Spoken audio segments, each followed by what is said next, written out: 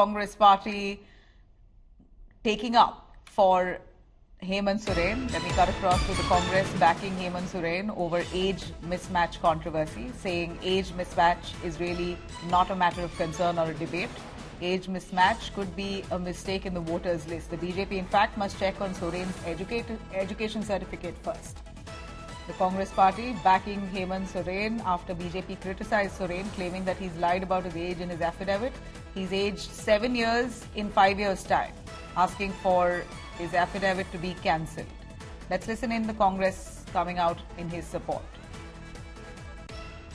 ये या तो वोटर लिस्ट की गड़बड़ी है।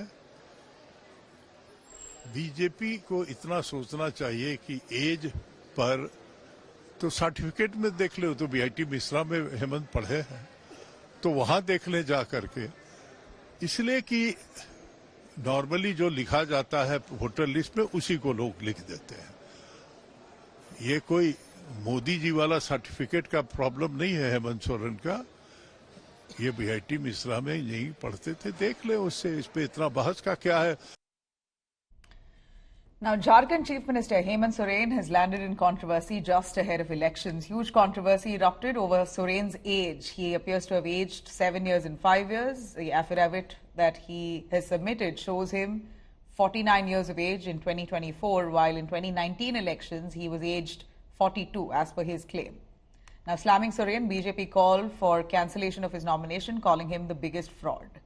JMM defending Soren, hitting back at the BJP, saying that Saffron party leaders should not be speaking, those who forge their degrees on official documents.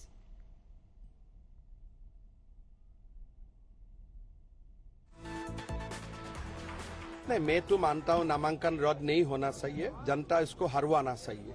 नहीं, मैं तो मानता हूँ नामांकन रद्द नहीं होना चाहिए, जनता इसको हरवाना चाहिए। नहीं, मैं तो मानता हूँ नामांकन रद्द नहीं होना चाहिए, जनता इसको हरवाना चाहिए। देखिए, मुख्यमंत्री हेमंत सोरेन जी के एफिडेविट ने यह दिखा दिया है कि हेमंत सोरेन जी के नेतृत्व वाली झारखंड सरकार में कुछ भी संभव है। साहब 2019 के एफिडेविट में इनकी उम्र 42 वर्ष थी, लेकिन आश्चर्यजनक रूप से 5 वर्षों बाद इनकी उम्र 7 वर्ष बढ़ गई, यानी 49 वर्ष के हो गए।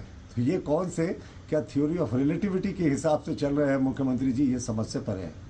देखिए, हमेशा ये सरकार हेमंत सोरेन झूठ और फरेब की सरकार चल रही थी। अब ये बहुत बड़े जादूगर हैं कि 5 साल में 7 साल के हो गए। ये जो एफिडेविट है, और ये एफिडेविट माना आप समझो कि इतना बड़ा क्राइम है, अब तो चुनाव आयोग को संज्ञान लेना चाहिए, इनका नॉमिनेशन कैंसिल करना चाहिए। एक ये पूरी जो सरकार है, जो पूरा इंडी गठबंधन है, एक इनके नेता हैं जो आलू से सोना बनाते हैं, जलेबी की फैक्ट्री खोल देते हैं। अब इनके 5 साल में ये 7 साल हो गए हैं। ये संवैधानिक पद में रहते हुए चुनाव आयोग को जो एफिडेविट किया, ये पूरी तरह भारतीय लोकतंत्र का एक शर्मनाक घटना है। बीजेपी तो हर तरह का तिकड़म फिराती है। मैंने कहा ना कि उनको विकास पर चुनाव नहीं लड़ना है, वो पीठ पीछे ही चुनाव भोगने का काम करने की कोशिश करती है, लेकिन उन्हें कामयाबी नहीं मिलेगी। ये चुनाव लड़ेंगे और बहुत अच्छे से हम लोग जीत के यहाँ सरकार बनाएंगे। सब कुछ साफ है, दस्तावेज लगे हुए हैं, दस्तावेजों से ही मिलान होता है, वेरीफाई होता है। जब रिटर्निंग ऑफिसर के सामने अपनी बातें रखने का समय था, उस वक्त तो चुप्पी साथ बैठे थे।